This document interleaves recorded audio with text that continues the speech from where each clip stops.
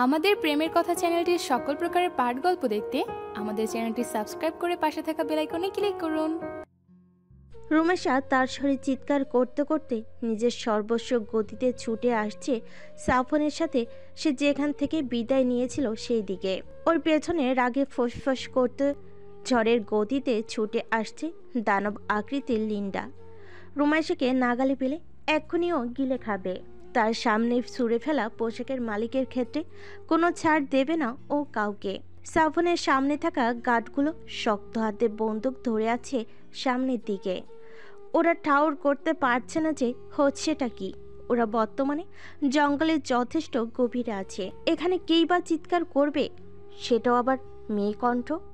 তখনই ওদের মাথায় কিছু একটা খেলো। চিৎকারকারী সাফনের সাথে থাকা মেয়েটি নয়তো? হ্যাঁ, সেই হবে, নইলে এত গভীর জঙ্গলের ভেতর কেউ আসবে না। কিন্তু সেই চিৎকার কেন করছে সেটাই ভাবনার বিষয়। বড়সড় কোনো বিপদের আজ পেয়ে বন্দুকগুলো ওরা আরও শক্ত করে ধরে রইল নিজেদের সামনের দিকে। সাফন সময় নষ্ট না করে ছুটে যেতে লাগলো চিৎকার যেদিক থেকে আসছে সেদিকে। ডান পাটা খুব যন্ত্রণা দিচ্ছে, ছুটতে পারছে না ও, তবুও প্রাণপণ চেষ্টা করছে। মেয়েটা যে ওর কথা শোনেনি সেটাও ভালোভাবেই টের পেয়েছে। নিশ্চয়ই লিন্ডা ওর পিছু নিয়েছে, নইলে রিমো আবার ফিরে আসতো না এদিকে।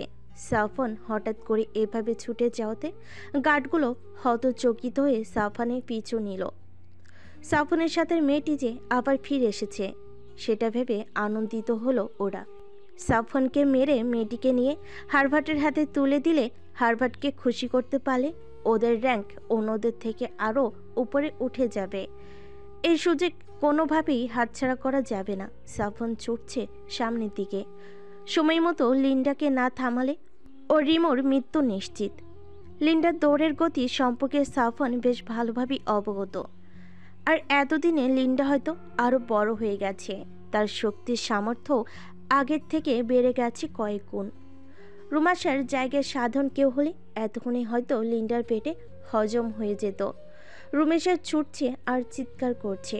এখনই তার পেছনের দিকে তাকিয়ে লিন্ডার অবস্থান দেখছে না ও, কারণ কয়েকবার পেছনে তাকাতে গিয়ে সামনে থাকা গাছের সাথে ও বাড়ি খেয়েছে, যার কারণে ওর দৌড়ের গতি কমে গেছে। অল্পের জন্য লিন্ডার খপ্পর থেকে ও বেঁচে ফিরেছে কয়েকবার, কিন্তু এবার কোনোভাবেও বাধাপ্রাপ্ত হলেই লিন্ডা ওকে ধরে ফেলবে। সামনের দিকে দৃষ্টি দিয়ে অসহায়ের মতো ছুটে চলেছে ও। পেটের ভেতরটা ওর ছিঁড়ে যাচ্ছে যন্ত্রণায়, কিন্তু এখন থামলেই এই পৃথিবীতে আর ওর কোনো অস্তিত্ব থাকবে না। কিন্তু তখনই ঘটল বিপত্তি। না চাইতেই সামনের একটা গাছের সাথে গিয়ে জোরে সোরে ধাক্কা খেল রুমাইশা। ছিটকে গিয়ে পড়ল এক পাশে। লিন্ডা যেন এই সুযোগের অপেক্ষাতেই ছিল। ঝড়ের গতিতে ও এগিয়ে এলো মাটিতে পড়ে থাকা রুমাইশার দিকে। তারপর নিজের শক্ত দেহের কুণ্ডলের ভেতরে রুমাইশাকে চেপে মেরে ফেলার প্রস্তুতি নিতে থাকলো ও। এই মাটিতে পড়ে থাকা মেয়েটির শরীর থেকে এখনো তার অতি পরিচিত মানুষটার গন্ধ আসছে। এই মেয়েটি যে তার সেই অতি পরিচিত মানুষটার কোনো ক্ষতি করেছে সে বিষয়ে সে পুরোপুরি নিশ্চিত, তাই এই মেয়েটির কোনো ক্ষমা নেই।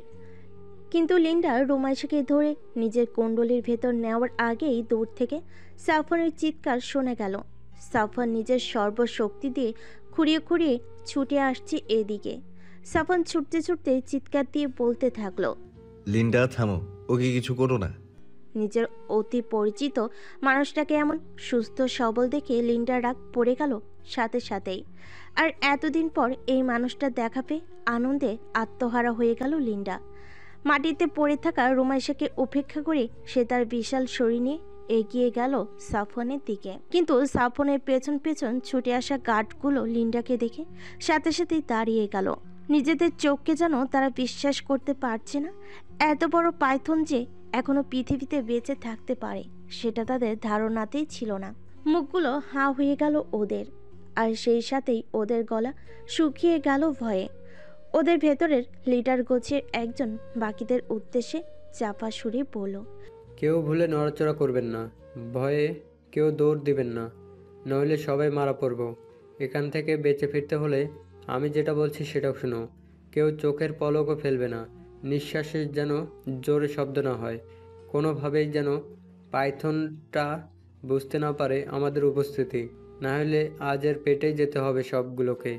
কিন্তু লিডার গোছের লোকটার সাবধানী বাণী যেন কারোর কানে পৌঁছালো না। আতঙ্কিত হয়ে উঠল ওরা সবাই। এখনো পর্যন্ত পাওয়া সবচেয়ে বড় পাইথনের দীর্ঘ হলো প্রায় ২৬ ফুট, আর সেখানে এটা ৪০ ফুট তো হবেই। পাইথনটার শরীরের যে প্রস্থ তা ওরা দুজন মিলে জড়িয়ে ধরলেও বের পাবে না। পাইথনটা যদি একবার মুখ হাঁ করে তবে অনায়াসেই একজন মানুষকে টুকুস করে গিলে ফেলবে ও মুরগি ছানার মতো। গার্ডগুলোর ভেতরের একজনের বন্দুক রিলোড করেছিল। টিগারের উপর আঙ্গুল রেখে সে এতক্ষণ সাফনের পেছনেই দৌড়াচ্ছিল, কিন্তু এখন এত বড় পাইথন দেখে ভয়ে তার মাথায় আর কাজ করলো না। কেউ বুঝে ওঠার আগে গার্ডটা আতঙ্কিত হয়ে বন্দুকটা পাইথনের দিকে তাক করে সাথে সাথে গুলি ছিল সেদিকে। লিন্ডা এতক্ষণ সাফনকে পেয়ে অতি আনন্দে সাফনের মুখের সাথে নিজের মুখ ঘষছিল। গার্ডের ছোড়া বুলেটটা লিন্ডা একেবারে গা ঘেঁষে চলে গেল, আর বন্দুকের শব্দে সাথে সাথেই শব্দের উৎসর দিকে ফিরে তাকালো লিন্ডা। সাফনও তাকালো গার্ডগুলোর দিকে, আর তারপর লিন্ডার দিকে তাকিয়ে এক বিশেষ ইশারা করতে লিন্ডা সাফনকে ছেড়ে ফোঁস শব্দ করতে করতে ধীর গতিতে এগুলো গার্ডগুলোর দিকে। এদিকে বুলেট ছোড়ার সাথে সাথে গার্ডগুলোর ভেতরে দুজন দৌড় দিল নিজেদের পেছন দিকে, আর বাকিরা লিন্ডাকে তাদের দিকে এগিয়ে আসতে দেখেই নিজেদের বন্দুক ফেলে প্রাণপণে ছুটে পালাতে লাগলো। আর লিন্ডা তীব্র তেজনি ঝড়ের গতিতে এগিয়ে গেল ওদের পেছন পেছন। আর তখনই সাফন পেছন থেকে চিৎকার করে বলে উঠল, লিন্ডা কাউকে ছাড়বি না। আর সাফনের এই আদেশ পরিপূর্ণ করতেই লিন্ডা নিজের সর্বোচ্চ গতিতে ছুটে গেল সেই দিকে। সবচেয়ে পেছনে থাকা গার্ডটার উপর দিয়ে নিজের ভারী শরীরটা উঠিয়ে দিল ও। এত ভারী চাপের কারণেই সেই লোকটা সেখানেই দম আটকে মারা গেল। আরও সামনের দিকে গিয়ে অন্য একটা গার্ডের বাহু ধরল লিন্ডা ওর মুখ দিয়ে, আর ধরে হ্যাসকার টান দিয়ে নিজের দুই দিকে দুইবার আছাড় দিল লিন্ডা। সে লোকটা আছাড় খেয়ে নাক মুখ দিয়ে রক্ত উঠে ছটফট করতে করতে মারা যায়। আর এরপর পালিয়ে যাওয়া বাকি গার্ডগুলোর পেছনে ছুটল লিন্ডা। লিন্ডা সাফনের চোখের আড়াল হতেই সাফন এবার ছুটে এলো রুমাইশার কাছে। মাটিতে চিত হয়ে শুয়ে আছে রুমাইশা, দম ফেলছে ও ঘন ঘন। একটানা ছোটার ফলে ওর বুকের ভেতরটা শুকিয়ে কাঠ হয়ে গেছে, পেটের ভেতরটা দুমড়ে মুচড়ে যাচ্ছে যন্ত্রণায়। গাছের সাথে বাড়ি খাওয়ার ফলে ডান হাতটা আর বুকের ডান দিকটাতে চরম যন্ত্রণা করছে ওর। ডান পাশের চোয়ালটার অনেকখানি ছিলে গিয়ে লাল হয়ে ফুলে আছে। সাফন খুঁড়িয়ে খুঁড়িয়ে এগিয়ে এলো ওর কাছে, তারপর মাটিতে বসে পড়ে নিজের ডান হাতটা দিয়ে রুমাইশাকে আঁকড়ে ধরে টেনে নিল নিজের কাছে। টেনে ওকে নিজের বুকের উপর উঠালো।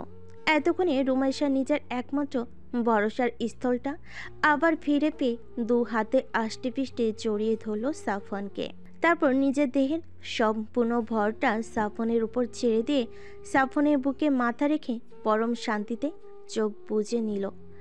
সাফন নিজের ডান হাত দিয়েই ওকে নিজের সাথে মিশিয়ে নিয়ে নিজের পেছনে থাকা একটা মোটা কাণ্ডের গাছের সাথে নিজের পিঠ ঠেকিয়ে দিল। তারপর রুমাইশার চুলের উপর দিয়ে ওর মাথায় শব্দ করে চুমু খেলো একটা। আর কোনো চিন্তা নেই ওর, গার্ডগুলোকে লিন্ডা একাই ভোগে পাঠিয়ে দিবে। এখনো সম্পূর্ণ নিশ্চিন্ত, আর কোনো কিছুই ওর সামনে বাধা হয়ে দাঁড়াতে পারবে না। রাত নেমে এসেছে ধরণীতে।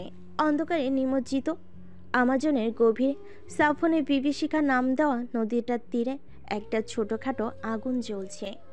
সেই আগুনে দুপাশে দুইটা গাছের ছোট ছোট কাণ্ড পুঁতে দিতে তার উপর অন্য একটা সরু ডাল রেখে তাতে নদী থেকে ধরে আনা মাছ আর শিকার করা খরগোশের মাংস পোড়াতে দিয়েছে সাফওয়ান। আর সেই আগুনের পাশে বসে বসেই নিজের পা থেকে বুলেট বের করছে ও। ওর পাশেই বসে সেই বুলেট বের করা দেখতে দেখতে মুখে নানা রকমের যন্ত্রণার এক্সপ্রেশন দিচ্ছে রুমাইশা। লিন্ডা বসে আছে ওদের থেকে কিছুটা দূরে, তির্যক চোখে ও রুমাইশার দিকে নজর রাখছে। এখনও রুমাইশাকে পুরোপুরি ভরসা করে উঠতে পারছে না। চোখ মুখ কুচকে আছে সাফওয়ান। হাতের বুলেটটা বের করা হয়ে গেছে, সেটা পাশেই পড়ে আছে। আঘাতপ্রাপ্ত জায়গাটা ভালোভাবে ধুয়ে মুছে সেখানে কিছু বিশেষ ঔষধি পাটা বেটে লাগিয়ে পরিষ্কার কাপড় দিয়ে বেঁধে দিয়েছে রুমাইশা। এই লতা পাতাগুলো এখানে আসার সময় সাফন খুঁজে খুঁজে নিয়ে এসেছে। বহু কষ্টে পায়ের বুলেটটা বের করে হাঁপ ছাড়ল সাফন। রুমেশা সাথে সাথে কাছে থাকা পানি দিয়ে সেই জায়গাটা ভালোভাবে পরিষ্কার করে বেটে রাখা লতা পাতা থেকে খানিকটা সাফওয়ানের পায়ের ক্ষতস্থানে লাগিয়ে বেঁধে দিল। ড্রেসিং শেষ হতেই সাফওয়ান কাত হয়ে শুয়ে পড়ল রুমেশার কোলের উপর। তারপর পরম আবেশে নিজের চোখ দুটা বুজে নিল। রুমেশা আলতো হাতে সাফওয়ানের ঝাঁকড়া চুলগুলোতে হাত বুলিয়ে দিতে থাকলো। রুমেশা একবার তাকালো লিন্ডার দিকে। লিন্ডাকে দেখেই বোঝা যাচ্ছে যে সে রুমেশার উপস্থিতিতে মোটেও খুশি না। রুমেশা মুচকি এসে লিন্ডার দিক থেকে চোখ ফিরে সাফনের মুখের দিকে তাকিয়ে বলল, আপনার লিন্ডা কিন্তু রেগে আছে, তার কোলে গিয়ে একটু ঘুমান। রাখবেই তো, তুই তার ব্যক্তিগত সম্পত্তিতে হাত বাড়িয়েছিস। তোকে যে ও খেয়ে ফেলেনি এখনো, তার জন্য তোর ওকে ধন্যবাদ দেওয়া উচিত। ইস, দরদে ফেটে যাচ্ছে একদম। তা যাবে না, ও আমার প্রথম বউ, তুই 2 নম্বর। ওকে খাতির যত্ন করবি, নইলে তোকে নদীর পানিতে ভাসিয়ে দেব। রুমেশা লিন্ডার দিকে আরও একবার তাকালো। লিন্ডা ফুঁসছে যেন ওদের একসাথে দেখে। রুমেশা সাফনকে জিজ্ঞেস করলো, ওকে কোথায় পেয়েছিলেন আপনি? বলতে পারি, তবে তবে একটা শর্তে। কি শর্ত? আমাকে তুমি করে বলতে হবে এখন থেকে, আপনি বলা যাবে না আর। এমন করেন কেন? আপনি জানেন যে আমি পারবো না, জেনে শুনে এমন করেন। পারা লাগবে, নইলে হবে না। রুমেশা কিছুক্ষণ চুপ করে তাকিয়ে থাকলো সামনে। কি করবে ও ভেবে পাচ্ছে না।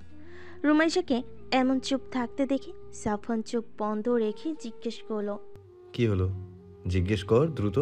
শুনবো না আমি। তুই শুনিস আর না শুনিস, তোকে এখন তুমি বলাই লাগবে। তাড়াতাড়ি, সময় নেই। বল যে লিন্ডাকে তুমি কোথায় পেয়েছিলে, বল দ্রুত। রুমেশা তারপর কিছু বলছে না দেখে সাফন ওর চোয়াল দুটো দু হাতে নিয়ে বলল, তাড়াতাড়ি তাড়াতাড়ি, আমি দেরি করতে পারছি না আর। আমার তুমি শোনা লাগবে এক্ষুনি। ওদিকে তাকান। আপনি আমার দিকে তাকিয়ে থাকলে আমি বলতে পারবো না। হ্যাঁ তাকিয়েছি, এবার বল দ্রুত। লিন্ডাকে তুমি কোথায় পেয়েছিলে? সাফন রুমেশার মুখ থেকে তুমি শুনি ঝট করে রুমেশার দিকে ফিরে ওকে ঝড়ের গতিতে নিজের সাথে মিশিয়ে নিয়ে আনন্দে আটখানা হয়ে বলল, আরেকবার শুনি, ভাল লাগছে অনেক, আরেকবার প্লিজ। রুমেশা সাফনের এমন হঠাৎ জড়িয়ে ধরে অপ্রস্তুত হয়ে ধমকে সুরে বলে উঠল। উফ, কি করছো? ছাড়ো তো। রুমেশার এমন ধমকে সাফনের কিছুই হলো না, বরং রুমেশার মুখ থেকে দ্বিতীয়বার তুমি শুনে শব্দ করে মিষ্টি হাসলো ও। তারপর রুমেশাকে আরও জোরে নিজের সাথে মিশিয়ে নিয়ে ওর চোয়ালে কষে একটা চুমু খেয়ে বলল, এখন খুবই খুবই ভালো লাগছে, দারুণ অনুভূতি। আর কখনো যেন তোমার মুখ থেকে আমি আপনি শব্দটা না শুনি। সাফনের মুখ থেকে তুমি শুনে আজ আবারও লজ্জা পেল রুমেশা। তারপর লজ্জা পেয়ে সাফনের বুকেই ও মুখ লুকালো। সাফন তা দেখে ভুবন ভোলানো হাসি দিল, আর তার সেই হাসির শব্দে সচকিত হয়ে উঠল রাতের জঙ্গলটা। রুমেশা সাফনের বুকের ভেতর মুখ রেখেই আবার জিজ্ঞেস করলো, বলো, লিন্ডাকে তুমি কোথায় পেয়েছিলে? সেবার যখন আমি শহুরে কোলাহল থেকে মুক্তি পেয়ে ভালোভাবে জীবনকে উপভোগ করার জন্য আমাজনে এসেছিলাম, তখন ওই ছোট্ট ঝর্ণার পাশেই লিন্ডা পড়েছিল মুমূর্ষু অবস্থায়। তখন ও ছিল একেবারেই ছোট বাচ্চা। একটা বনবিড়াল ওকে মুখে করে নিয়ে যাচ্ছিল কোথাও। আমাকে দেখেই সেটা লিন্ডাকে ফেলে রেখে পালিয়ে যায়। তখন ওকে আমার সাথে নিয়ে এসে আমি যতটুকু পারি, যেভাবে পারি, ওর ক্ষতগুলো সারিয়ে তোলার চেষ্টা করি। আর তখন থেকেই ও আমার সাথে থাকে। ঝর্ণার ধারের গুহার ভেতরটাতে আমরা প্রথমে থাকতে শুরু করি, তারপর আসি এই নদীর ধারে। যখনই যেখানেই যেতাম ও সঙ্গে থাকতো আমার। কতদিন কত হিংস্র পশুর হাত থেকে ও আমাকে বাঁচিয়েছে তার হিসেব নেই। আমি যদি কখনো ওকে একা রেখে কোথাও বেরিয়ে যেতাম, তবে ও আমার শরীরের গন্ধ অনুসরণ করে সেখানে পৌঁছে যেত। 2টা বছর ধরে ওকে আমি পেলে পুষে বড় করেছি। তারপর একসময় যখন আমার মনে হলো আমার আবারও ফিরে যাওয়া দরকার লোকালয়ে, তখন একদিন ওকে না জানিয়ে ওকে এখানে রেখেই আমি বেরিয়ে পড়লাম, শরীরে নদীর ভেতর থেকে কাঁদা তুলে লাগিয়ে, যেন ও আমার শরীরের গন্ধ পেয়ে আমার পিছু নিতে না পারে। তখন থেকে ও এখানেই আছে। আমি আর ওর খোঁজ খবর নিতে পারিনি। এরপর আমি জানতামও না যে ও বেঁচে আছে নাকি মারা গেছে। ও বেঁচে থাকতে পারে সেই আন্দাজ করেই তোকে গুহার কাছে পাঠিয়েছিলাম, কারণ ওই জায়গাটা ওর খুব পছন্দের ছিল। প্রায়ই ওইখানে গিয়ে ঘুমাতো ও ঠান্ডার ভেতরে। আর আমার ধারণাটাই সঠিক হলো। সৃষ্টিকর্তার কাছে আমি কৃতজ্ঞ। ও আজ সঠিক সময় না আসলে হয়তো আমি বেঁচে ফিরতে পারতাম না তোমার কাছে। এই সুন্দর মুহূর্তটা আর উপভোগ করা হতো না আমার। এই আগুনে ঝলসানো মাংস, নদীর পানির করো শব্দ, সে পানির উপর পড়া চাঁদের আলোর প্রতিফলন, আমার শখের নারীর মিষ্টি মুখ, কোনো কিছুই আর দেখা হতো না আমার।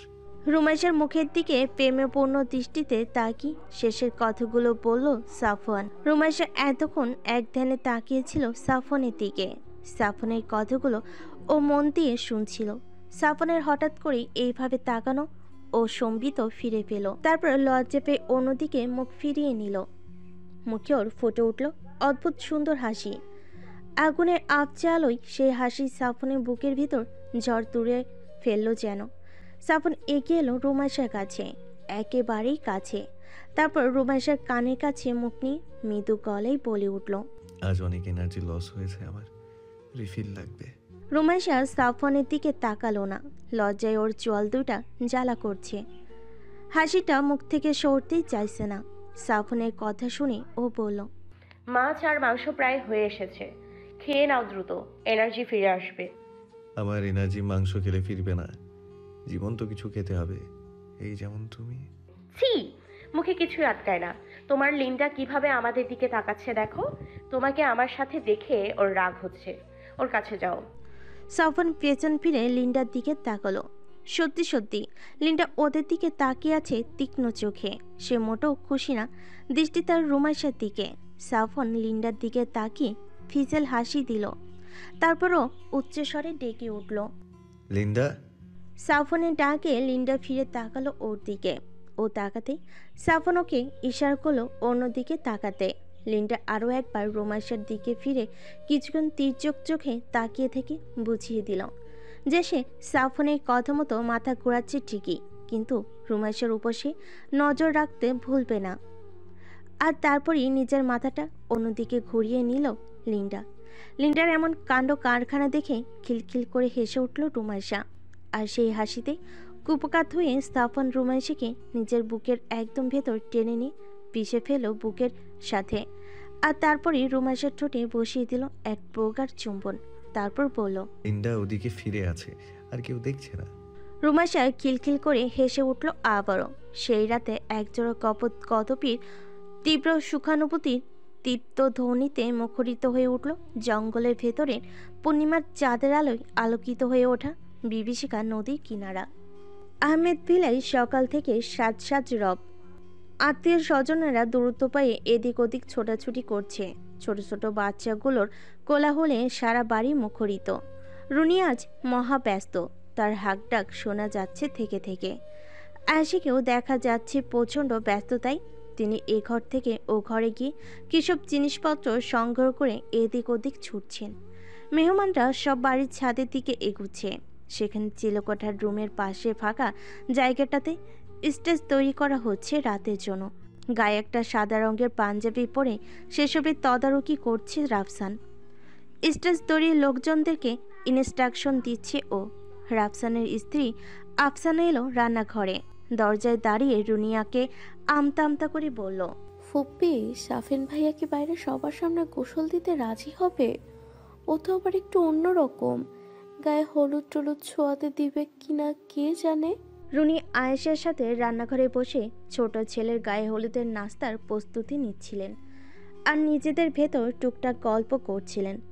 আফসানার কথাই মুখের স্মিত হাসিটা তার নিভে গেল। তার তো মনেই ছিল না যে তার ছোট ছেলেটা আর আগের মতো নেই, বদলে গেছে অনেক। শুধু তার ছোট ছেলে নয়, বদলে গেছে সেও, তার পরিবারের সবাই। চোখ দুটো ঝাপসা হয়ে এলো রুনিয়ার, কিন্তু চোখের বাষ্পকে আবার চোখে টেনে নিয়ে হাতের কাজটা সরিয়ে রেখে তিনি বসা থেকে উঠে দাঁড়িয়ে আফসানাকে বলেন, আমি ওর কাছে শুনে আসছি, ও যেভাবে বলে সেভাবেই প্রস্তুতি নিও তোমরা। তার বেশি কিছু করার দরকার নেই, জানোই তোর মেজাজ কেমন। আফসানা মাথা নাড়িয়ে সাই জানালো। রুনিয়া রান্নাঘর থেকে চলে যেতেই আয়েশা জিজ্ঞেস করলেন, রাফসান কোথায়? আফসানা? আফসানা রুনিয়ার যাওয়ার দিকে তাকিয়েছিল। আয়েশার কথাই চমকে তাকিয়ে বলল, উনি ছাদে আছেন আম্মা, স্টেজের ওইখানে আছেন। আয়েশা রান্নাঘরের বাইরের দিকে একবার চোখ বুলিয়ে আবার জিজ্ঞেস করলেন, রাদিফ আর রুহানি কোথায়? আশেপাশে তো দেখছি না। ওরা বাইরে অন্য বাচ্চাদের সাথে খেলছে আম্মা, এতক্ষণ এখানেই ছিল। বাচ্চাগুলোর উপরে নজর রেখো, কোথায় যাচ্ছে, কি করছে না করছে, কোথাও আঘাত টাঘাত লাগিয়ে না বসে। ঠিক আছে আম্মা, আপনি কোনো চিন্তা করবেন না। আমি এখন ওদিকটায় যাই, গিয়ে দেখি ওরা কত দূর কি এগোলো। আয়েশা আচ্ছা বলে আফসানা চলে গেল রান্নাঘরের দরজা থেকে। আজ 8 বছর হলো সে রাফসানের বউ হয়ে এসেছে, 2 বাচ্চার মা হয়েছে। তবুও কোথাও যেন কিছু একটা ফাঁকা তার থেকেই যায়। এই 2 পরিবারের কিছু একটা মিসিং। কেউ তেমন হাসে না, কারোর সাথে কথা বলে না, আর বললেও সেটা অনেক চাপা সুরে, যেন কেউ সেটা শুনতে না পারে। এখন রান্নাঘরে গিয়েও সে দেখল তার শাশুড়ি আর ফুফু শাশুড়ি নিজেদের ভেতর চাপা সুরে কিসব আলোচনা করছে। তার স্বামী রাফসানও তার দেবর শাফিনের সাথে এইভাবে চাপা গলায় আলোচনা করে প্রায় সময়। বিয়ের পর প্রথম যখন সে রাফসানকে দেখত ফোনে কারোর সাথে আস্তে আস্তে কথা বলছে, তখন তার মনে কি সন্দেহটা নেয় দানা বেঁধেছিল। কিন্তু পরবর্তীতে যখন জানল যে ফোনের ওপাশের ব্যক্তিটা আর কেউ না, তারই ফুফাতো দেবর, তখন সে যেন আকাশ থেকে পড়ল। ভাইয়ে ভাইয়ে এমন গুজুর গুজুর ফুসুর ফুসুর করার মানেটা কি সে বুঝে উঠতে পারতো না, এখনও পারেনি। কেউ তাকে কিছুই বলে না যে কোথায় কি চলছে। তাকে দেখলেই সবাই কেমন চুপ হয়ে যায়, তাকে সবাই পরপর ভাবে যেন। সেই অভিমানে এখন আর আফসানা কিছুই শুনতে চায় না কারোর কাছে। শাফিন নিজের ঘরে বসে জামা কাপড় গোছাচ্ছিল। দরজায় কড়া নড়তেই শাফিন কাপড় গোছানো রেখে দরজা খুলে দিল। তারপর আবার নিজের কাজে লেগে পড়ল। রুনিয়া ভেতরে এসে বসলেন বিছানায়। শাফিন মায়ের দিকে দৃষ্টি দিচ্ছে না। রুনিয়া বসে বসে ছেলেকে দেখতে লাগলেন। তার ছোট ছেলেটা আজ কত বড় হয়ে গিয়েছে, বয়স তার এখন 30 ছুঁই ছুঁই। আগে সেই হাসি খুশি শিশু সুলভ মুখের জায়গায় এখন এক খোঁজা খোঁজা দাড়িওয়ালা রুক্ষ গম্ভীর মুখ স্থান পেয়েছে। ভুরু দুটো কুঁচকে আছে বিরক্তি দিতে, ঠিক সাফওয়ানের মতো। ভাই রাস্তাতেই হাঁটছে এটাও। কিছুক্ষণ চুপ থেকে তিনি শাফিনকে জিজ্ঞেস করলেন, আফসানারা তোর গায়ে হলুদ ছোঁয়াবে বলছে, গোসলও করাবে, তোর কোনো সমস্যা আছে? এসব যে আমার ভালো লাগে না সেটা তুমি ভালো করে জানো মা। আমার গোসল আমি একাই করে নেব। এসব হলুদ টলুদ ছোঁয়ানোর কোনো নিয়ম কোথাও নেই। এসব রীতি আমি ফলো করতে পারবো না। তারা সম্পর্কে আমার ভাবি হয়, আর তাদেরকে আমি অত ভালো করে চিনিও না। তারা কেন আমার গায়ে হাত দেবে মা? রুমি আপু হলে আমি সব মেনে নিতাম, কিন্তু সে নেই, তাই এসবের ভেতরে আমিও নেই। রুমির কথা উঠতেই রুনিয়া একটা দীর্ঘশ্বাস চাল, এরপর চোখে মুখে অসহায়ত্ব ফুটিয়ে জিজ্ঞেস করলো, আর একবারও যোগাযোগ করেছে? তারা যোগাযোগ করবে কখন? সময় কোথায় তাদের? লাস্ট যোগাযোগ করেছে 3টা বছর হয়ে গেছে। বলেছিল যে সময় পেলেই যোগাযোগ করবে। তাদের সে সময় এখনো আসেনি। আমি গত 2 মাস ধরে তাদেরকে মেল করেছি যে আমার বিয়ে, কিন্তু তাদের কোনো রেসপন্স নেই। হয়তো আমার মেলগুলোও দেখার মতো সময় হয়নি কারো। রুনিয়া ছেলের অভিমানে ভরা মুখের দিকে তাকিয়ে রইলেন, কিন্তু তারও যে কিছুই করেনি। বড় ছেলেকে এক নজর দেখার জন্য তো সেও আজ 12টা বছর ধরে অপেক্ষা করছে। আর তাদের আদরের রুমি তাকেও এক পলক দেখার জন্য বুকের ভেতর সারাটাক্ষণ খচখচ করে। দীর্ঘশ্বাস চালেন রুনিয়া আবারও, তারপর ধীর গতিতে উঠে দাঁড়ালেন বিছানার উপর থেকে। এরপর ধীর পায়ে চলে গেলেন রুমের বাইরে। পেছন থেকে শুনতে পেলেন শাফিন তার সদ্য ভাঁজ করে রাখা পোশাকগুলো ছুঁড়ে ফেলল কোথাও। ছেলেটা বড্ড ভালোবাসে তার ভাই আর রুমি আপুকে। ওরা এদেশ ছেড়ে চলে যাবার পর থেকে ছেলেটা পুরোপুরি অন্যরকম হয়ে গেছে। আগে সেই শাফিনকে এখন আর তিনি খুঁজে পান না। সেদিনের পর থেকে শাফিন পুরোপুরি নিজেকে গুটিয়ে নিয়েছে। বাইরে বেরোলেই মানুষের নানা কথায় জর্জরিত হতে হতে শাফিন এখন চুপ হয়ে গেছে। নিজেকে পুরোপুরি পড়াশোনার ভেতরেই ঢুকিয়ে ফেলেছিল ও। মানুষের কথাই কান্না দিয়ে নিজের ভবিষ্যৎকে আলোকিত করতে সে উঠে পড়ে লাগে এক সময়। তারপর বুয়েটে অ্যাডমিট হয়ে CH-তে। এরপর আর পিছনে ফেরা লাগেনি। তার পরিবারকে নিয়ে মানুষের সমালোচনা এক সাইডে রেখে সে নিজেকে প্রমাণে ব্যস্ত হয়ে পড়ে। প্রতি সেমিস্টারে টপের কাছাকাছি রেজাল্ট করে একসময় বের হয়ে আসে ভার্সিটি থেকে। বাইরে পড়তে যাওয়ার সুযোগ থাকলেও যায়নিও, শুধুমাত্র মা বাবার কথা ভেবে। বড় ভাই তো চলে গেছে, এখন সেও চলে গেলে তার বাবা মাকে কে দেখবে? কে? মানুষের উপর আর বিশ্বাস করে না সাফিন। সবার আসল চেহারা দেখা তার শেষ। তার ভাই চলে যাওয়ার পর কে কি কথা বলেছে, কে কি করেছে, তাদের সাথে সব কিছুই সে মনে রেখেছে। আর এসব তিক্ততায় মুখোমুখি হতে হতে সে এখন বদলে গেছে পুরোপুরি। কিন্তু আশার আলো একটাই যে এসবের ভেতরেও সে কারোর হাত ধরেছে, আর আগামীকাল সে তার প্রতিশ্রুতি রক্ষার পালা। রুনিয়া আস্তে আস্তে সিঁড়ি বেয়ে নিচে নেমে এলো। এখন তার শরীরে আগের মতো জো নেই, চুলগুলো সব পেকে গেছে, কিছু কিছু কাঁচা আছে এখনো। তবে ইস্তিয়াকের একটা চুলও আর কালো নেই। তিনি ঘর থেকে বের হননি সকাল থেকে। লাঠি ছাড়া এখন এক পাও চলতে পারে না। তারপর বৃদ্ধকালের রোগ ব্যাধি তো লেগেই আছে সারাটাক্ষণ। সব কাজের জন্য তিনি এখন রুনিয়ার ওপর নির্ভরশীল। বাসায় এখন একজনের বদলে দুজন হেল্পিং হ্যান্ড রাখা হয়েছে। তারপরও সব কাজে তার রুনিয়াকে লাগবেই। রুনিয়া সিঁড়ি থেকে নেমে রান্নাঘরের দিকে যাচ্ছিলেন। আফসানাও সেই মুহূর্তে এদিকেই আসছিল। আফসানাকে হাতের ইশারায় ডাকলেন তিনি, তারপর বললেন, সাফিনও সব করবে না বলছে বৌমা। ও বলছে গোসলও একাই দেবে।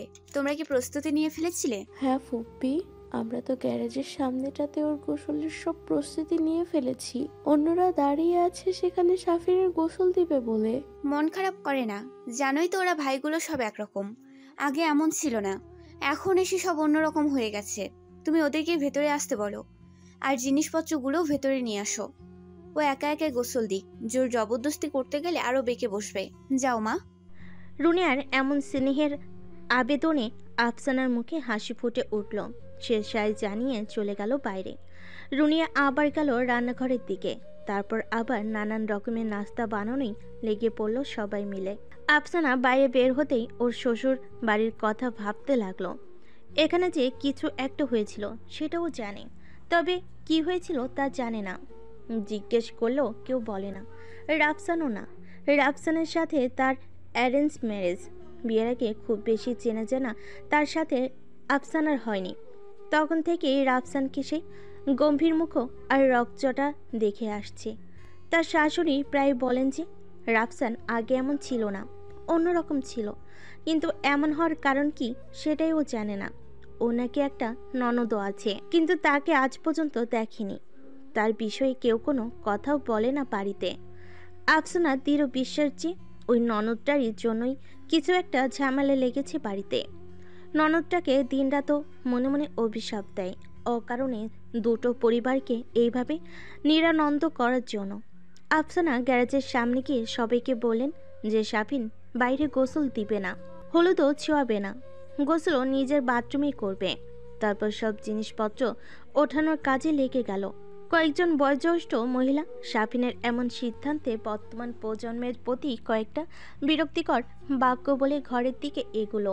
আফসানের জিনিসপত্র গোছানো যখন প্রায় শেষের পথে, ঠিক তখনই তাদের বাড়ির গেটে এসে হর্ন দিল একটা কালো রঙা গাড়ি। আফসানা সহ বাকিরাও তাকালো সেই দিকে। মাস ছয়েক আগে নিযুক্ত দারোয়ান গিয়ে বাড়ির মেইন গেটটা খুলে দিল।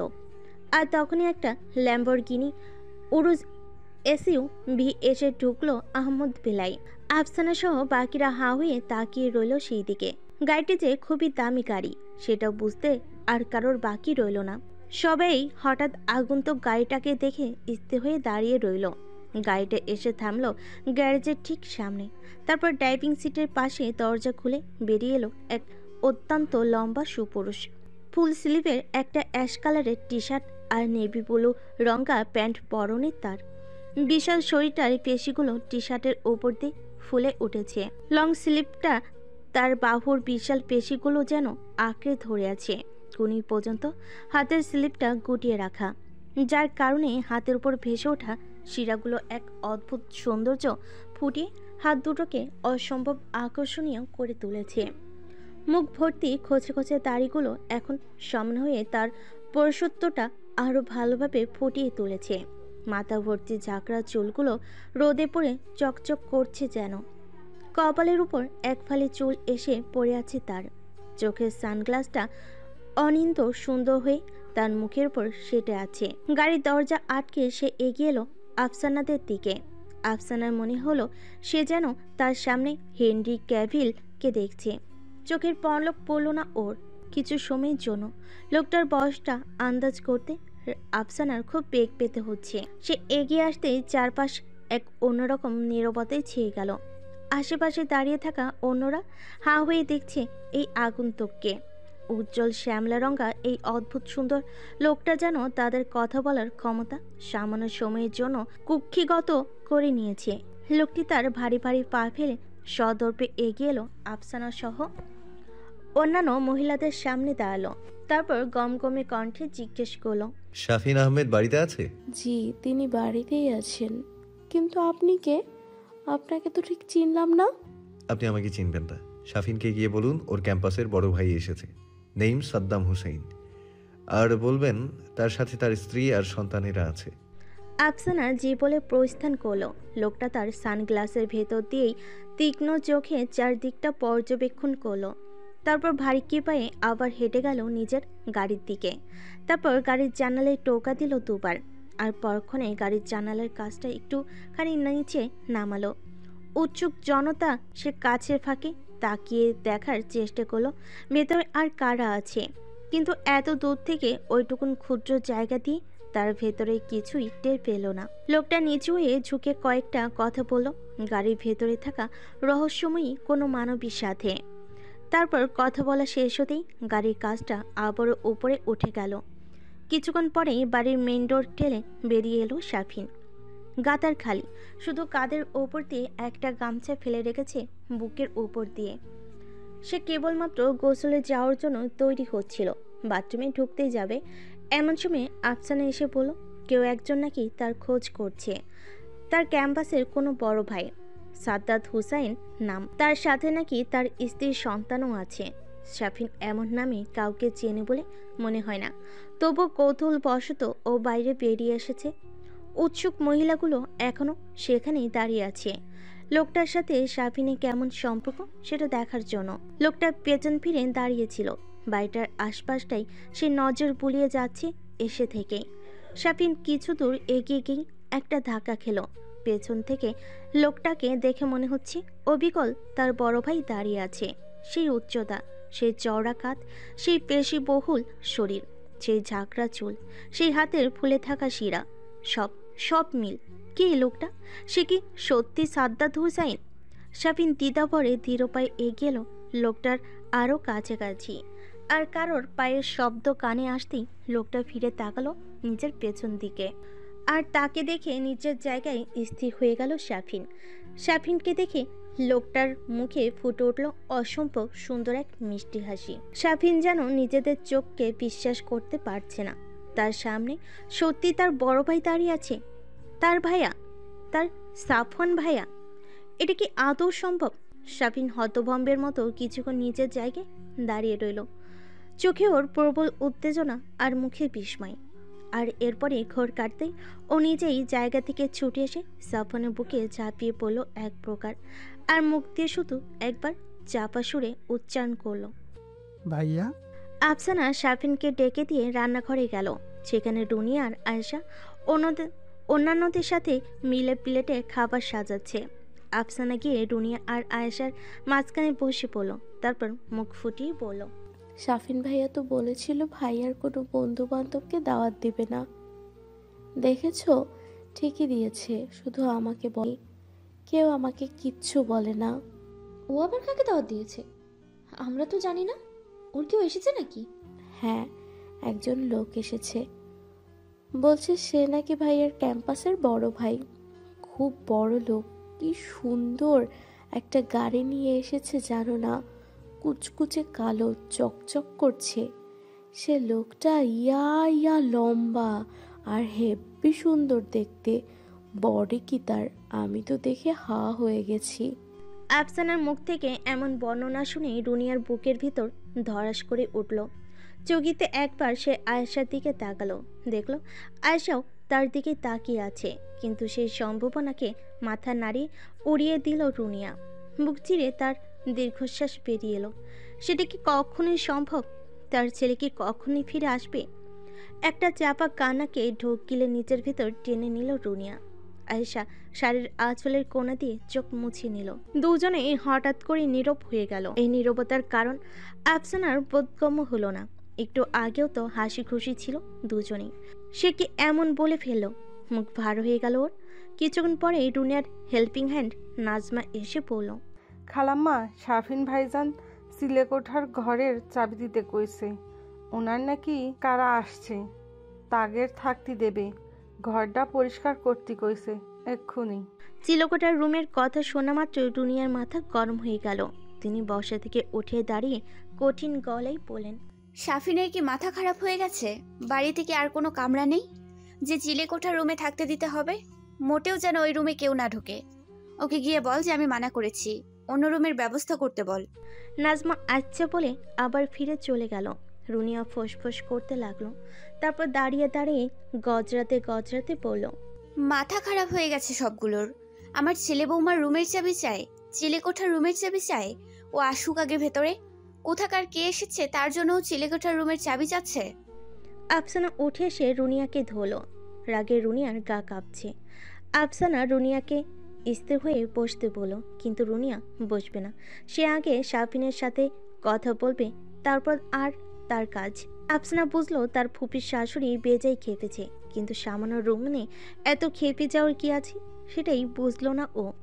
রুনিয়াকে ধরে ওভাবে দাঁড়িয়ে রইল ও। কিছুক্ষণ পর শাফিন এলো রান্নাঘরের দরজায়। তাকে দেখেই রুনিয়ার সামান্য ঠান্ডা হওয়া মাথাটা আবার গরম হয়ে গেল। তেড়ে এলেন তিনি ছেলের দিকে। তারপর বলেন, কি সমস্যা তোর? তুই চিলেকোঠার রুমে কারে থাকতে দিতে চাস? হ্যাঁ, তোর কি বিবেক বুদ্ধি লোপ পেয়েছে? মা মা শান্ত হও, এত হাইপার হইও না। ডাক্তার কি বলেছিল তোমাকে? মোটেও প্রেশার বাড়ানো যাবে না। তুমি একটু এদিকে আসো, তোমার সাথে খুব গুরুত্বপূর্ণ কথা আছে।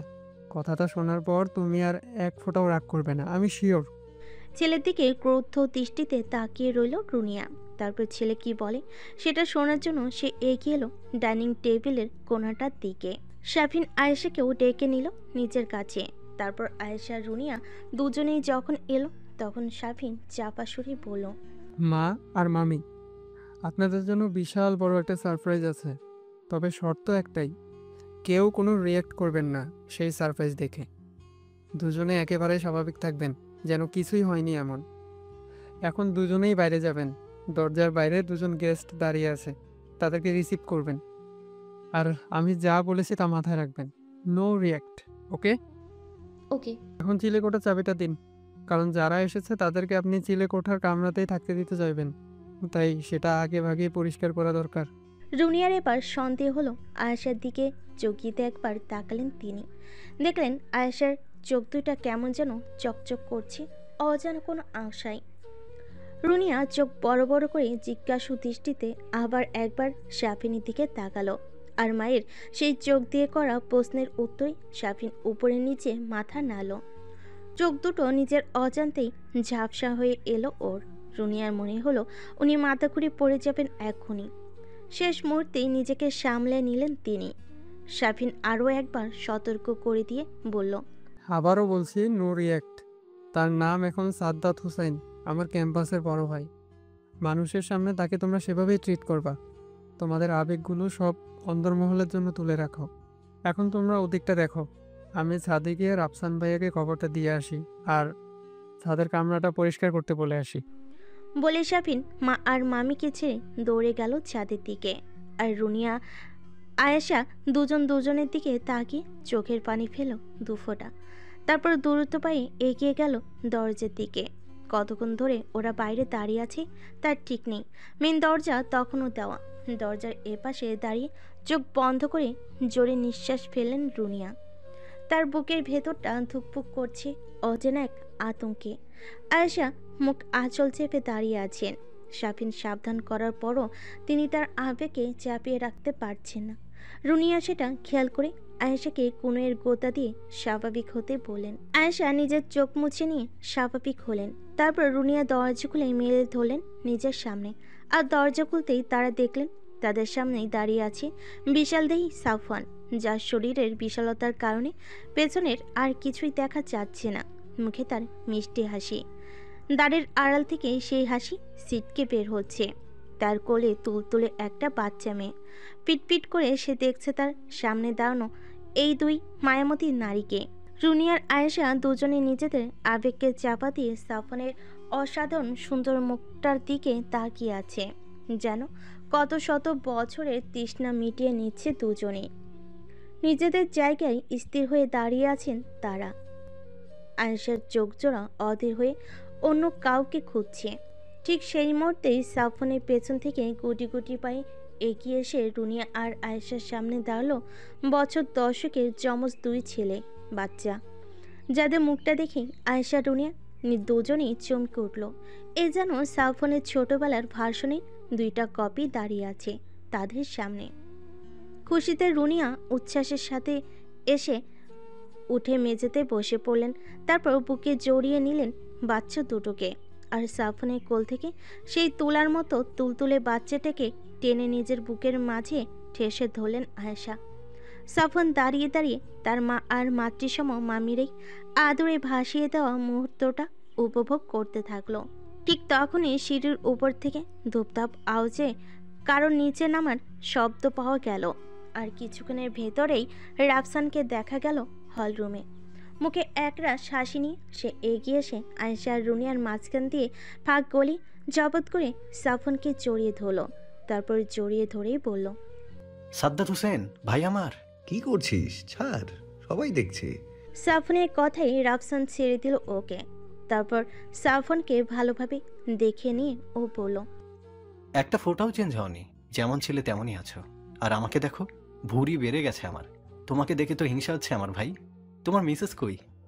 তিনি গ্যারেজে গাড়িতে রাখতে গিয়েছেন। রাফসান সাফনের চোখের দিকে তাকালো। বাদামি রঙা চোখ জয় অদ্ভুত সতর্ক দৃষ্টি, তীক্ষ্ণ নজরে চারিদিকে চোখ বুলিয়ে নিচ্ছে সে চোখ দুইটা। আয়েশা আর রুনিয়া বাচ্চাগুলোকে নিয়ে ভেতরের দিকে গেলেন। কত পথ এসেছে, কত কষ্ট হয়ে গেছে তার ঠিক ঠিকানা নেই। রাফসানও সাফওয়ানকে ভেতরে নিয়ে আস্তে আস্তে পড়ল। বাবা, ড্রাইভিংও শিখিয়ে ফেলেছো দেখছি তোমার বউকে। সাফওয়ান রাফসানের দিকে একবার তাকিয়ে আবার সামনের দিকে দৃষ্টি দিয়ে মুখে হাসি ফুটিয়ে গর্বের সাথে বলল, yep, my wife has to be allrounder. ততক্ষণে সাফিনও নিচে নেমে এসেছে। আয়েশা রুনিয়া বাচ্চাদের নিয়ে গিয়ে সোফায় বসেছে। রাফসান আর সাফনও গিয়ে বসলো সেখানে। মেহমানদের কিছু অংশ উৎসুক দৃষ্টিতে দেখছে নতুন আসা এই মেহমানদেরকে। অনেকেই নিজেদের ভেতর চাপা কণ্ঠে কথা বলছে আগন্তুকদের নিয়ে। আফসানাও এসে দাঁড়ালো ওদের কাছে। রাফসান আফসানাকে দেখে ইশারায় নিজের কাছে ডাকলো। তারপর সাফনের সাথে পরিচয় করিয়ে দিয়ে বলল, মিট মাই ওয়াইফ আফসানা মিমি। সাফন সৌজন্য সূচক মাথা নাড়ল। রাফসান এবার আফসানাকে বলল, আফসানা, ইনি সাদ্দাত হুসেন, আমার বড় ভাই হন। আমাদের ফ্যামিলির সাথে ওনার খুবই ভালো সম্পর্ক। ওনার সম্পর্কে আস্তে আস্তে তুমি আরও কিছু জানতে পারবে। এখন বাচ্চাগুলোর জন্য কিছু নাস্তার ব্যবস্থা করো তো। আফসানাও সাফনের দিকে সৌজন্য সূচক মাথা নাড়িয়ে রান্নাঘরের দিকে এগোলো। সবাইকে হঠাৎ করেই অন্যরকম খুশি লাগছে, এমনটা এর আগে কখনো দেখেনি আফসানা। তার খটকা লাগলো, কিছু একটা তো আছেই এই লোকটার মাঝে। রান্নাঘরে শরবত আর কিছু নাস্তা রেডি ছিল, সেগুলো ট্রেতে করে নিয়ে আবার হলরুমের সোফার দিকে এগুলো আফসানা। তখনই মেইন ডোর ঠেলে ভেতরে প্রবেশ করলো একটা নারী অবয়। তাকে দেখে চমকে উঠল আয়েশা, রুনিয়া সহ শাফিন আর রাফসানও। তাকে দেখে কোনোভাবেই চেনার উপায় নেই যে সে এই পরিবারেরই মেয়ে। মুখের আদল বদলে গিয়েছে অনেকখানি। সেই ফোলা ফোলা জল দুইটা মুখের সাথে মিশে গিয়ে তীক্ষ্ণ হয়ে আছে। জল লাইন দুটি ধারালো হয়ে তার শক্ত ব্যক্তিত্ব জানান দিচ্ছে। বাদামি রঙা মণিযুক্ত ধারালো চাহনি চোখের উপরে অবস্থানরত, ভুরু দুইটা টান টান হয়ে আছে। গায়ের রঙের পরিবর্তন এসেছে অনেক। ফোলা ফোলা কমলা রঙের প্রলেপ দেওয়া ঠোঁট দুইটা টস টস করছে। সেই মোলায়েম মুখটা এখন কঠোরতায় পরিপূর্ণ। সাদা আর আকাশি রঙের মিশলের একটা কামিজ আর আকাশি রঙা সালোয়ার আর ওড়না পরে আছে সে। গাঢ় খয়েরি রঙা ঘন চুলগুলো পিঠময় ছড়িয়ে আছে। সৌন্দর্য যেন ঠিকরে পড়ছে তার। কে বলবে সে 3 বাচ্চার মা? মুখে দীপ্তিময় হাসি ফুটিয়ে সে এগিয়ে আসছে ধীর পায়ে সোফায় বসা মানুষগুলোর দিকে। তার আজন্ম কাছের মানুষ, আফসানা এতক্ষণ দাঁড়িয়ে দাঁড়িয়ে এই অতীব সুন্দরী মেয়েটার দিকে তাকিয়েছিল, কিন্তু মেয়েটা কাছাকাছি আসতেই ওর চোখ গেল নিজের স্বামীর দিকে। অসম্ভব রকমের ভালোবাসাপূর্ণ দৃষ্টিতে সে তাকিয়ে আছে আগন্তুক মেয়েটার দিকে। আফসানার রাগ হলো ভীষণ। তার স্বামী এই মেয়েটার দিকে এইভাবে তাকিয়ে আছে কেন? মাথায় এলো না ওর। কোথাকার কার বউ তার দিকে তার স্বামী তাকিয়ে আছে, অথচ রাফসান তার দিকে কখনো এত ভালোবাসার সহিত তাকিয়েছি না তা আফসানার মনে পড়ে না। মনে মনে ভেবে নিল আগে রাফসানকে জায়গা মতো পাক, তারপর বুঝিয়ে দেবে কত ধানে কত চাল। মেয়েটি এগিয়ে আসলো সাফনের পাশ থেকে উঠে গিয়ে জায়গা করে দিল তাকে বসার। ওর মুখে হাসি ধরছে না, অবাক চোখে ও তাকিয়ে আছে আগন্তুক মেয়েটার দিকে। শুধু ও না, সবাই তাকিয়ে আছে। আফসানা লক্ষ্য করলো সেটা, কারোর মুখে যে হাসি ধরছে না সেটা সে খেয়াল করলো। তার আজীবন গোমরা মুখে থাকা ওই কাছের মানুষগুলোর হঠাৎ এমন আনন্দ তার বোধগম্য হলো না।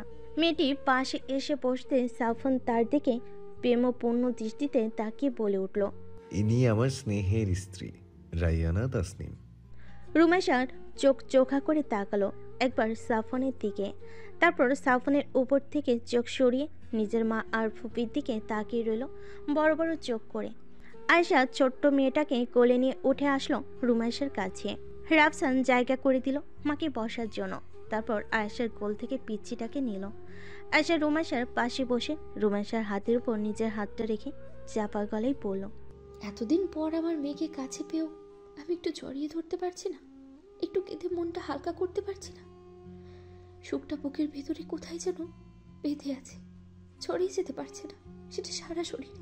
চিন্তা করো না মা, কোলাহল আর লোক সমাগম কমলেই যতক্ষণ ইচ্ছা আমাকে জড়িয়ে ধরো, যত ইচ্ছা কান্না কইরো। এখন কিছুই করব না মা, লোকে সন্দেহ করলেই সমস্যা। রাফসান পাশ থেকে ওর কোলের বাচ্চাটাকে দেখে রুমাইশাকে জিজ্ঞেস করলো, এই তুলার পুতুলের নামটা কি? রুমাইশা সহ বাকিরাও হেসে উঠল ওর প্রশ্ন শুনে। হাসি থামিয়ে রুমাইশা বলল, শায়রি হুসেইন রাশা। ওদের জমজ ছেলে দুটো এতক্ষণ রুনিয়ার কাছে ছিল, এখন মা চলে আসে এই গুটি গুটি পায়ে রুনিয়ার কাছ থেকে সরে এসে ওরা মায়ের কাছে এসে দাঁড়ালো।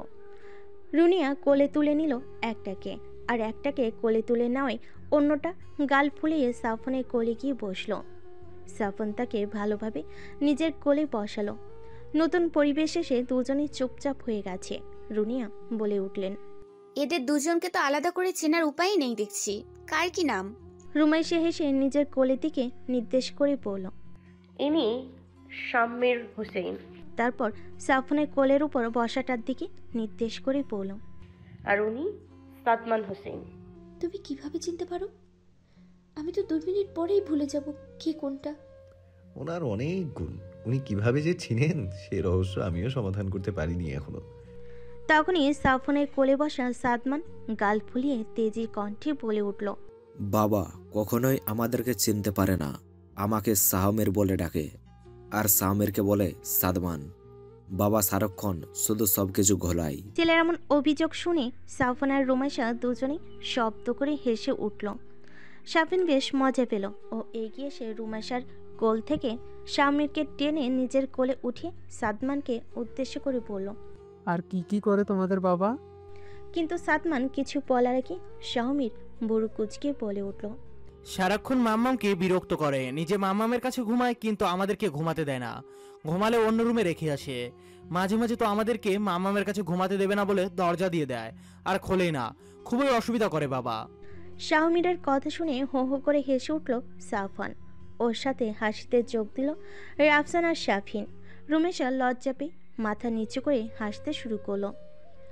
অবস্থা বেশি ভালো না দেখে রুনিয়া গলা খাকারি দিল, তারপর বলল, গল্প পরে করা যাবে, তোমরা এখন রুমে গিয়ে চেঞ্জ করে আসো। শাফিনের এখনো গোসল হয়নি, ও গোসল সেরেনি। রুনিয়ার কথাই সাই মানল সবাই, কিন্তু সবার মুখেই মিটি মিটি হাসি লেগে রইল।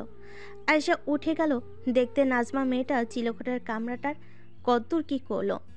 শাফিন সাদমানকে সাফনের কোল থেকে টেনে নিয়ে শাহমিরকে কোলের থেকে নিচে নামিয়ে দুজনের হাত ধরেই বলল, চলো তোমাদের দুজনকে সবার সাথে পরিচয় করিয়ে দেব। শুধু তোমাদের কার নাম কি সেটা আমাকে মাঝে মাঝে মনে করিয়ে দিও, ঠিক আছে? সাদমান আর শাহমির দুজনেই অতি উৎসাহে মাথা নাড়িয়ে শাফিনের সাথে এগুলো। রুমেশা আর সাফন একে অপরের দিকে তাকিয়ে ঠোঁট টিপে হাসতে লাগলো। রাফসান ওদেরকে হলরুমে রেখেই আবার ছাদের দিকে ফিরে যাওয়ার জন্য পা বাড়ালো আর বলে গেল, রুম ঠিকঠাক হলেই তোমরা চলে এসো, আমি ছাদে আছি। স্টেজ সাজানোর দায়িত্ব আমার উপরই পড়েছে। রুমেশা মাথা নাড়িয়ে সায় জানালো। রাফসান দ্রুত পায়ে চলে গেল ছাদের দিকে। ওরা সোফাতে বসে নিজেদের ভেতর কথা বলতে লাগলো। কিছুক্ষণ পর আয়শা নেমে এসে খবর দিল কামরা তৈরি হয়ে গেছে।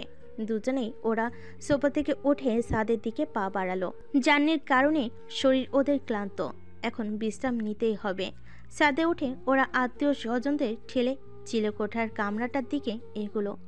বহু বছর পর এই কামরাটার সামনে দাঁড়িয়ে পুরনো স্মৃতিগুলো তাজা হয়ে উঠল দুজনেরই। দরজা খুলে ভেতরে প্রবেশ করলো রুমেশা। ওর পেছন পেছন ভেতরে ঢুকলো সাফওয়ান। ঢুকেই দরজা লাগিয়ে দিল। কামরাটা অল্প সময়ের ভেতরেই চকচকা করে দিয়েছে।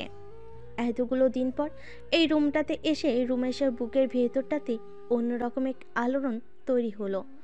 উচ্ছ্বাসের সাথে হেসে ও পিছনে ফিরল। তারপর দুহাত বাড়িয়ে দিল সাফওয়ানের দিকে। সাফওয়ান ঘরটার চারপাশে নজর বোলাচ্ছিল কোনো পরিবর্তন হয়েছে কিনা দেখার জন্য, কিন্তু কোনো পরিবর্তনই তার চোখে পড়ল না। ঘরটা সম্পূর্ণ আগের মতোই আছে। আর তখনই রুমেশার বাড়িয়ে দেওয়া হাতের দিকে নজর গেল ওর। ফিক করে হেসেও এগিয়ে গেল রুমেশার সেই বাড়িয়ে দেওয়া হাতের দিকে। তারপর রুমেশার আলিঙ্গনে নিজেকে আবদ্ধ করে নিল। নিজেদের বিবাহ পরবর্তী সময়টার কথা মনে পড়ে গেল ওদের। কত খুনসুটি, কত ঝগড়া, কত মনোমালিন্যের সাক্ষী এই ছোট কামরাটা। কত শত স্মৃতি ছড়িয়ে ছিটিয়ে আছে কামরাটার প্রতি। পড়তে পড়তে তার হিসাব নেই। দুজন দুজনকে জড়িয়ে ধরে সেই স্মৃতিগুলোই নিজেদের মস্তিষ্কের ভেতর আরও একবার ঝালাই করে নিল।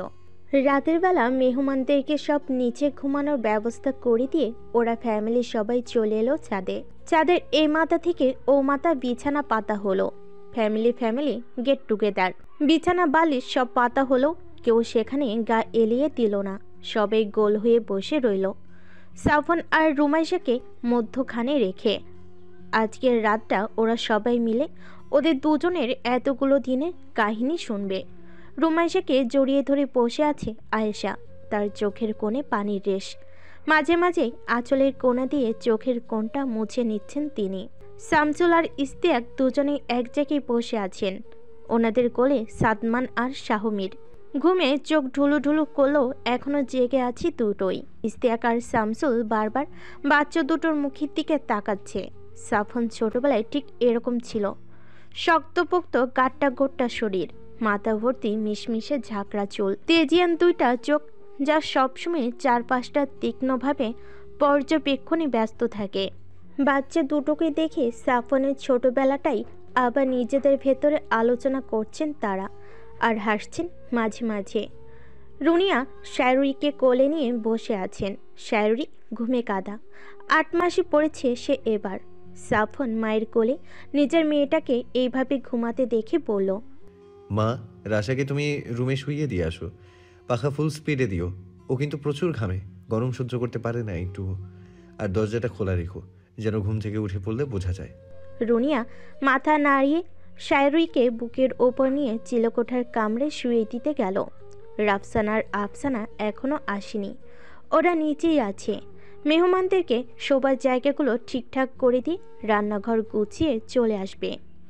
ওদের জন্যই বসে আছে সবাই। রাফসান এখনও জানে না সাফন আর রুমাশার ব্যাপারে কিছু।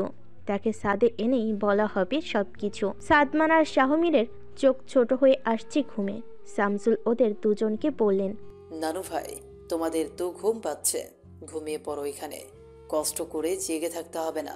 কিন্তু দুজনেই অসম্মতি জানালো। শাহমির বলল, মাম্মাম ঘুমালে মাম্মামের সাথে ঘুমাবো। হ্যাঁ, নইলে বাবা আমাদেরকেও রাসার কাছে রেখে আসবে আর নিজে মাম্মামের কাছে ঘুমাবে। খুব পেকেছে দুটো। বিকালবেলা আমাকে বলেছে যে বাবা আমাদের থেকে মাম্মামকে বেশি কোলে নেয়।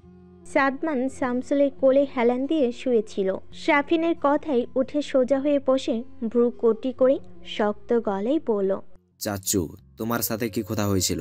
তুমি বলেছিলে আমাদের কথা আমাদের ভেতরেই থাকবে, কিন্তু তুমি প্রমিস রাখো নি তোমার সাথে আমরা আর কোনো কথাই বলবো না। সরি, আর হবে না, আর কিছু বলবো না কাউকে, প্রমিস। এখন সরি বলে আর লাভ হবে না চাচ্চু, আমরা মানুষকে একবার এর বেশি সুযোগ দেই না। তোমার সুযোগ তুমি হারিয়ে ফেলেছো, তোমার সাথে আমরা আর কোনো গোপন কথা বলবো না। কাম সেরেছে, দুইটা দেখি একজোট। রুমাইশা নিজের মাথাটা সাফনের বাহুতে ঠেকি সাফিনার বাচ্চাদের খুনসুটি দেখছিল আর হাসছিল। বাচ্চাদের এমন কথার ফুলঝুরিতে সাফনের দিকে এক পলক তাকালো ও সাফনও রুমাইশার সেই দৃষ্টিতে দৃষ্টি রেখে চোখে চোখ রেখে নিজেদের মনের ভাব বিনিময় করে নিল। সাফন সাফিনকে উদ্দেশ্য করে বলল, ওদের সাথে পেরে উঠবি না সাফিন। জন্মের পরে থেকেই ওদের মাইন্ড এক প্রকার কানেক্টেড। দুজন একসাথে একইভাবে চিন্তা করে। ইভেন ওরা দুজন দুজনের সাথে মনে মনে কথাও বলতে পারে, অনেক দূর থেকেও। আর সময়ের সাথে সাথে সেটা আরও স্ট্রং হচ্ছে। সাফনের কথা শুনে অবাক হয়ে গেল সবাই। বড় বড় চোখ করে তাকিয়ে রইল ওরা সাদমান আর শাহমিরের দিকে। সাদমান আর শাহমির অস্বস্তিতে পড়ল সবার এমন তাকানো দেখে। দুজন দুজনের দিকে তাকিয়ে রইল ওরা। এমন সময় সাদে প্রবেশ করলো রাফসান আর আফসানা। শব্দ শুনে সেদিকে তাকালো সবাই। কিছু দূর এগিয়ে আসার পর আফসানা সাফন আর রুমাইশাকে এখানে দেখে রাফসানকে চাপা গলায় জিজ্ঞেস করলো, তুমি তো বলেছিলে আমরা এখানে শুধু পরিবারের লোকজন থাকবো, তাহলে এনারা এখানে কি করছেন? ওরা আমাদের পরিবারেরই সদস্য এবং খুবই গুরুত্বপূর্ণ সদস্য। ধৈর্য ধরো, সবই জানতে পারবে। আফসানা আর কোনো প্রশ্ন করলো না। আফসানাকে দেখে আয়েশা জিজ্ঞেস করলেন বাচ্চাদের কথা। আফসানা মুখে কিঞ্চিত হাসি ফুটিয়ে বলল, ওরা নিচে ঘুমাচ্ছে মা, তাই আপনার ছেলে বলল ওদেরকে ওখানেই রেখে আসতে। সবাই সরে সরে গিয়ে রাফসানাদের জন্য বসার জায়গা করে দিল। রুমেশা মুখে মিষ্টি হাসি ফুটিয়ে আফসানার হাতটা নিজের হাতের মধ্যে নিয়ে বলল, তুমি আমার পাশে এসে বসো ভাবি, তোমার সাথে দুটো কথা বলি। আফসানা অপ্রস্তুত হেসে রুমেশার পাশে রুমেশা আর আয়েশার মাঝে বসলো। রাফসান গিয়ে সাফনের পাশে দাঁড়ালো। তারপর সাফনকে উদ্দেশ্য করে নিচু গলায় বলল, ভাই, আফসানাকে আমি এখনো তোমাদের আসল পরিচয় বলি নাই। তুমি চাইলে আমি তাকে বলবো, চিন্তা করো না। তাকে নিয়ে কোনো সন্দেহ নেই, সে কোনো ক্ষতির কারণ হবে না ইনশাল্লাহ। আমি তার সাথে গত 8 বছর ধরে আছি। সে আমার 2 সন্তানের মা, আর আমি এবং আমার পরিবারের লোকজন তাকে যথেষ্ট বিশ্বাস করি। এখন তোমার কাছে ঠিক লাগলে আমি তাকে জানাবো তোমার ব্যাপারটা। কবুল বলার সাথে সাথে এই মেয়েটা এই পরিবারের অবিচ্ছেদ্য অংশ হয়ে গেছে। আর সেখানে 8টি বিশ্বস্ত বছর তো অনেক বিশাল ব্যাপার। তুই তাকে জানাতে পারিস, অসুবিধা নেই। তার জানার অধিকার আছে নিজের পরিবারের মানুষ সম্পর্কে। রাফসান খুশি হলো খুব। হাসি হাসি মুখ করে সাফনের পাশ থেকে সরে গিয়ে ও বসলো সাফিনের পাশে। সবাই গোছগাছ করে বসার পর রাফসান আফসানাকে ডেকে বলল, আফসানা, তোমাকে বলেছিলাম আমাদের একটা বোন আছে।